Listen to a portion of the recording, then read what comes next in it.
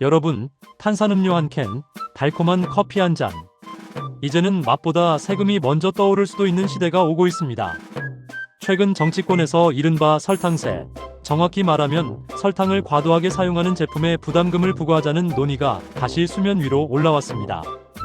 이 정책, 과연 국민 건강을 위한 해법일까요? 아니면 또 하나의 생활비 부담일까요? 오늘은 감정은 빼고 사실과 쟁점만 차분히 정리해보겠습니다. 최근 여당을 중심으로 설탕 과다 사용 제품에 부담금을 부과하는 방안이 공식적으로 검토되고 있습니다. 방식은 크게 두 가지입니다. 기존 국민건강증진법을 개정하는 방법, 혹은 설탕 부담금만을 다루는 별도의 특별법을 만드는 방법.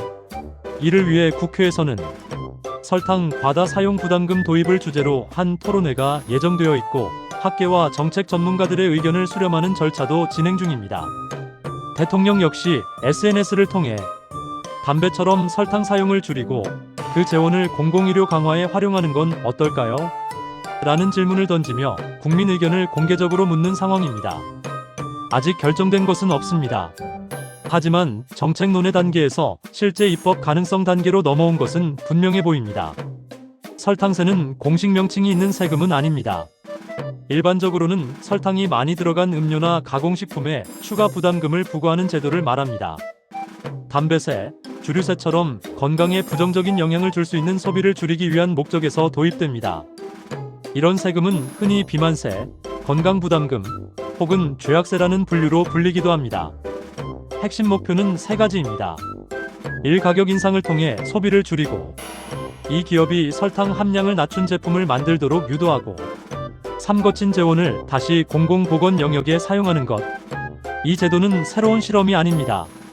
세계보건기구는 이미 2016년 설탕세 도입을 권고했고, 현재 100개가 넘는 국가나 지역에서 다양한 형태로 시행 중입니다.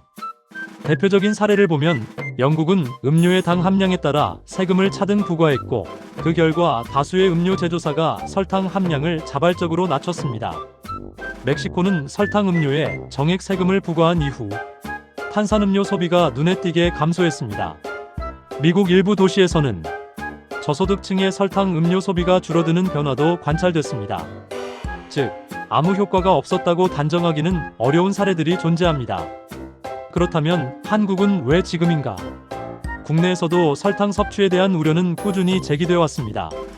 비만, 당뇨, 심혈관 질환 같은 만성 질환 증가, 일부 국민은 국제 권고 기준을 초과한 당류 섭취, 건강보험과 의료 재정 부담 확대. 이런 문제의식 속에서 과거에도 설탕세 논의가 있었지만 식품업계 반발과 국민 수용성 문제로 도입까지는 이어지지 못했습니다. 하지만 최근에는 분위기가 조금 달라졌습니다. 저당제로 식품에 대한 관심 증가, 건강 소비 트렌드 확산, 여론조사에서 설탕세 찬성 비율이 과반을 크게 넘는 결과 정책 환경과 사회 인식이 이전과는 다른 단계에 접어들었다는 평가도 나옵니다. 찬성 측에서 말하는 핵심 논리는 비교적 명확합니다.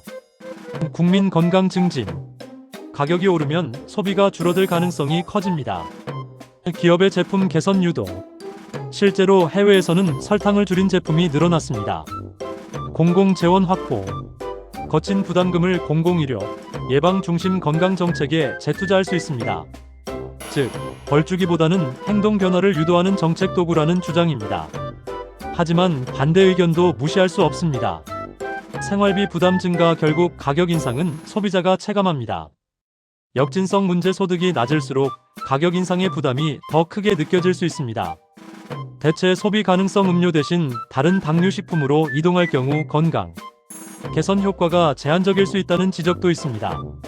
그래서 전문가들 사이에서는 세금만으로는 부족하다는 의견도 많습니다. 결국 핵심은 어떻게 도입하느냐에 있습니다. 어떤 제품까지 대상에 포함할 것인지, 세율은 어느 수준이 적절한지, 저소득층 부담을 어떻게 완화할지, 거친 재원을 실제로 어디에 어떻게 사용할지, 이 부분이 명확하지 않다면 정책 효과보다 갈등이 더 커질 수도 있습니다. 설탕세는 단순한 세금 이야기가 아닙니다. 건강, 소비 습관, 기업 책임, 국가의 역할, 이 모든 것이 연결된 문제입니다. 여러분은 어떻게 생각하시나요? 설탕세 필요하다고 보시나요? 아니면 다른 대안이 더 낫다고 보시나요? 댓글로 여러분의 생각을 남겨주세요. 다음 영상에서는 설탕세가 실제로 도입된다면 우리의 일상은 어떻게 달라질지도 살펴보겠습니다. 시청해주셔서 감사합니다.